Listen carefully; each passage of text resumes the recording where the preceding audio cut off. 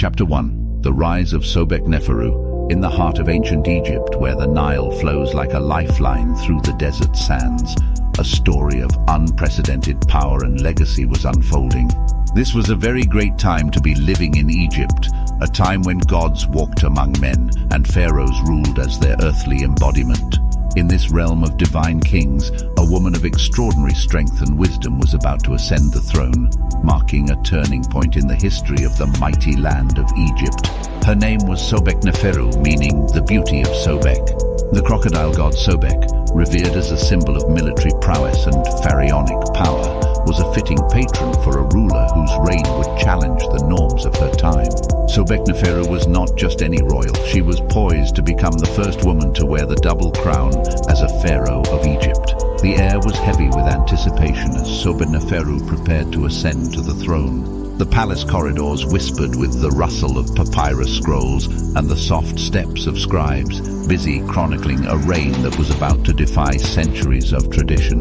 The death of Amenemhat IV, a pharaoh without a male heir, had left a void that only Sobekneferu could fill. Whether she was his sister or wife or both remained shrouded in the mysteries of the past, but her legitimacy to the throne was clear.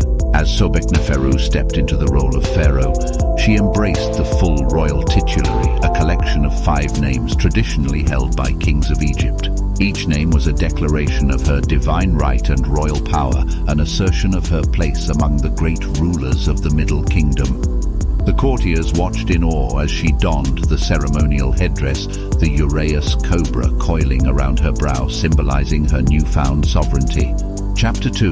The Reign of Sobekneferu. Sobekneferu's reign, though brief, was a period of stability and continuity. She inherited a kingdom that was well established, with a bureaucracy that had been refined over centuries of rule.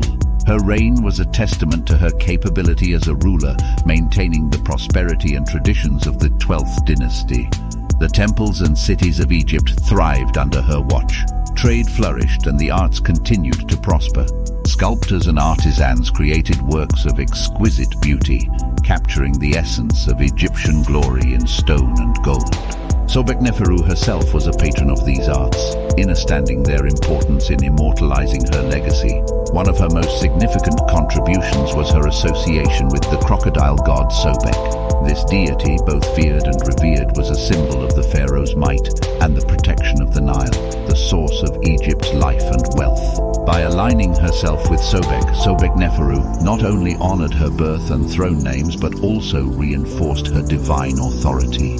The temples dedicated to Sobek thrived, and her association with the god elevated her status, bridging the divine and the earthly realms.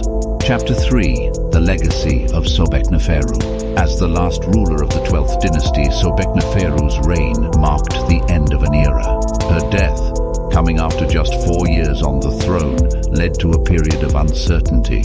Yet in her short time as pharaoh, she had made an indelible mark on the history of ancient Egypt. Sobekneferu's rule challenged the gender norms of her time, paving the way for future female rulers. She demonstrated that a woman could wield power with the same efficacy and grace as any man. Her legacy was not just in her achievements, but in the path she blazed for those who would follow. Her story, etched in the annals of history, is a testament to the enduring spirit of human determination. Sobekneferu's life teaches us that greatness is not bound by convention. It shows us that the past, with all its mysteries and marvels, is a wellspring of knowledge, inspiring us to reach beyond the confines of our circumstances, to strive for greatness, and to carve our own path in the sands of time. This is just the beginning of Sobekneferu's story. To continue, we could delve deeper into the details of her administration, her cultural and religious contributions, and how she navigated the challenges of her reign. Chapter 4. The Court of Sobekneferu. The royal court of Sobekneferu was a bustling center of political and administrative activity. Surrounded by her advisors and courtiers, Sobekneferu demonstrated her skill in governance. She navigated the complexities of court politics with a blend of wisdom and assertiveness, earning the respect of her contemporaries. Her court was not only a political hub, but also a cultural one, where poets, artists, and scholars gathered. Chapter 5. The Divine Protector. Sobekneferu's association with the crocodile god Sobek extended beyond her name. She initiated several religious projects, including the restoration and enhancement of temples dedicated to Sobek. These temples became centers of worship and pilgrimage, reinforcing the pharaoh's divine status and her role as the protector of the realm. Chapter 6. The architectural visionary. Like her predecessors, Sobekneferu invested in monumental architecture. She commissioned the construction and restoration of several structures, including pyramids, mortuary temples, and obelisks. These projects not only served religious and ceremonial purposes, but also provided employment and stimulated the economy.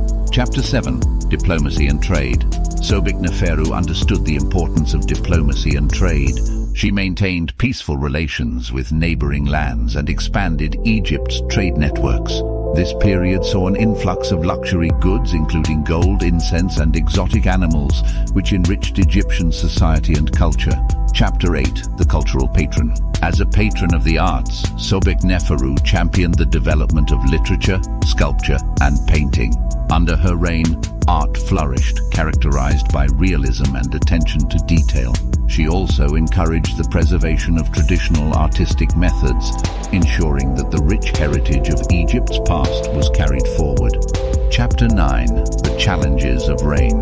Despite her successes, Sobekneferu faced challenges, including maintaining the stability of the Middle Kingdom amidst growing external threats and internal strife.